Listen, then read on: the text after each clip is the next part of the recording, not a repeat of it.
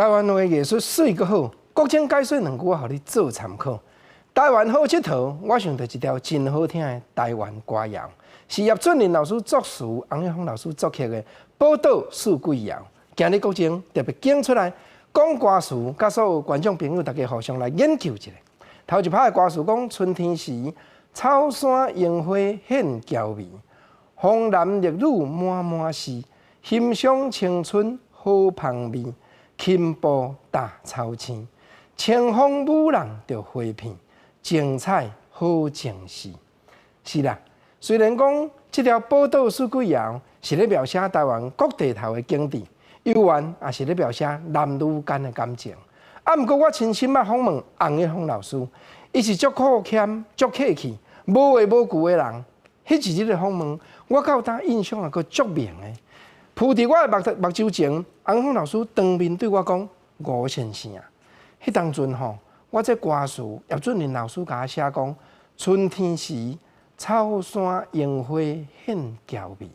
所有主管机关的人来甲我讲，呾即马草山已经互老总统改变做阳明山，你歌词就爱唱阳明山樱花显娇媚。”洪一峰老师迄遐故意的人，伊甲我问讲：“吴先生。”2字的草山，要哪有才调唱3字的音呢？啊，这草山是台北的景致哦。咱过来看夏天、热天的时阵，作词家叶俊麟老师安怎样写？伊讲夏天时，骄阳照着碧潭边，桥影摇来又摇去，水面活泼美人鱼，笑声逗人意，小船摄出乱歌诗。飘飘飞上天，是啦，水面活泼的美人鱼，你甲看，这水底鱼啊，竟然叶俊麟老师有才调写甲讲，伊的笑声会逗人的意，可见现场偌尔热烈，可见现场大家是偌欢喜。小船摄出乱歌诗，正正是船顶有男女间当伫遐伫咧乱，歌诗飘飘飞上天。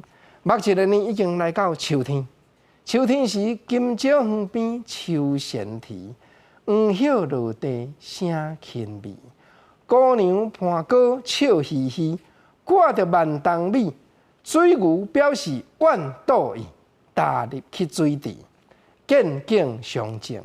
叶俊麟老师看到水牛竟然会甲当作讲甲人共款，表示愿倒的心意，踏入去水池。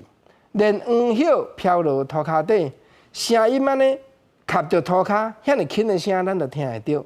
比较讲，姑娘甲哥笑眯眯，两个伫遐受万冬的美。你甲看即个安静、即个平静、甲热烈、甲嘻嘻哈哈的心情，比较起来，是毋是有影真趣味？啊，冬天国情就莫讲啊，留伫咧心肝内，互大家做留恋。